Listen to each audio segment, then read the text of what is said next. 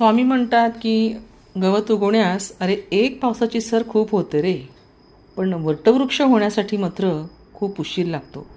गवत लवकर उगवतं आणि लवकर सुकून पण जातं, परंतु वड मात्र उशिरा उगवतो आणि 1000 वर्ष जगतो.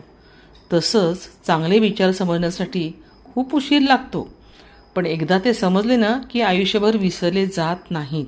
आणि म्हणून जीवनात गवतासारख्या भेटणाऱ्या लोकांपेक्षा वटवृक्षासारखे जे खंबीर असणारे लोक असतात ना, त्यांच्या सानिध्यात राहायला हवं.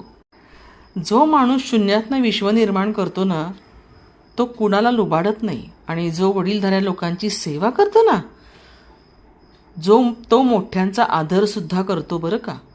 सर्वांचं चांगलं बघतो आणि सर्वात महत्त्वाचं म्हणजे सर्वांना बरोबर घेऊन चालण्याचं स्वप्नही बघतो. आणि अशा व्यक्तींच्या मागे मी कायम उभा असतो. आणि जेव्हा तुम्हाला केव्हा राग येतो ना, तेव्हा लक्षात ठेवा, बाळांनो, राग एकटाच येतो, पण जाताना आपल्यातली सगळी चांगली लक्षणं तो घेऊन जातो बरं का. संयमसुद्धा एकटाच येतो, पण येताना आपल्यासाठी कायमची चांगली लक्षणं घेऊन येतो. मग आता निवड कोणाची करायची हे तुम्ही ठरवायचं, रागाची की संयमाची.